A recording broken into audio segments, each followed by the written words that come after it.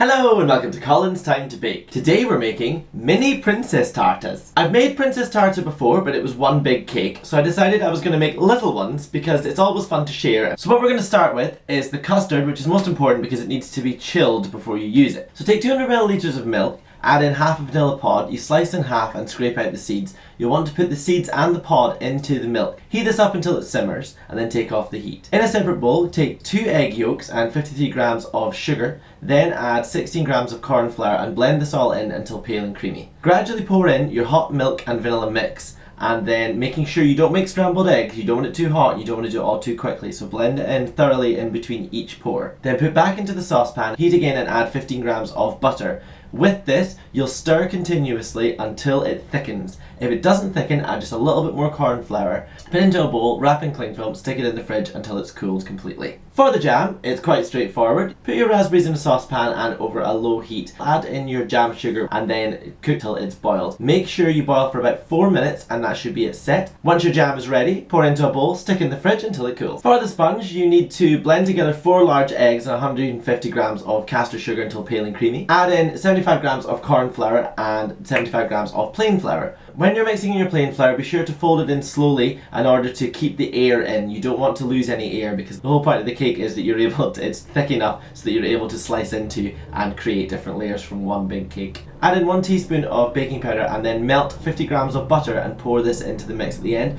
and fold this all in gently.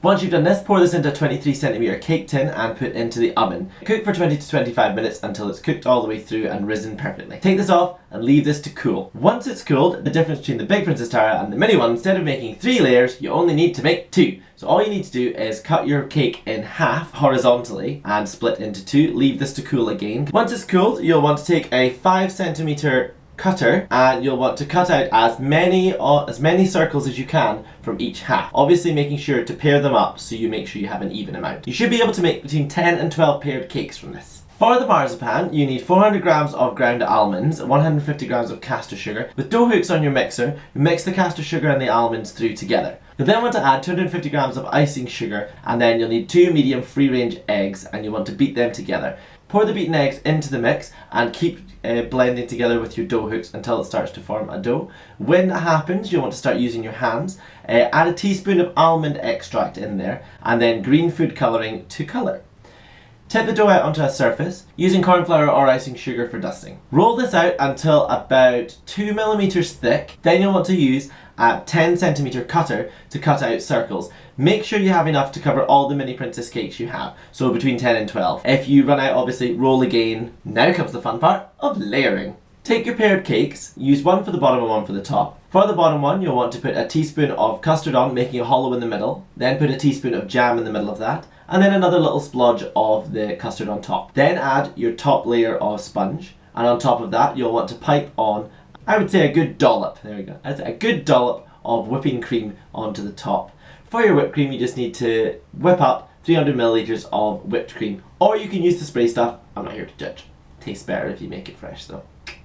And here comes the tricky part. With your disc of marzipan, you'll want to place onto the top of the princess cake and fold round. Be sure to smooth into the edges, and if you find that it starts to fold, you'll want to fold up. If you fold down, you're going to end up tearing it. You don't want to do that. It's the same as if you're using rolled out icing. You want to smooth up the way, and this creates this stops it from tearing at the edge. You can thank Britt Wyatt from She Who Bakes for that tip. Finally, melt 50 grams of dark chocolate or any other chocolate that you fancy and drizzle over the top of your princess cake. This is to make a lovely pretty pattern because I have found if you wanted to make little roses, they look like tiny boobs. And you don't want to make tiny boobs. So you can decorate however you wish, but this is how I've done.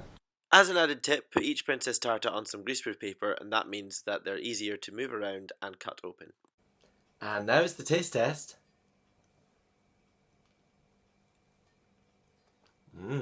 Any leftover custard, marzipan or jam can be eaten separately or used in other bakes, such as apple crumble for the custard, jam for scones and marzipan for your mouth.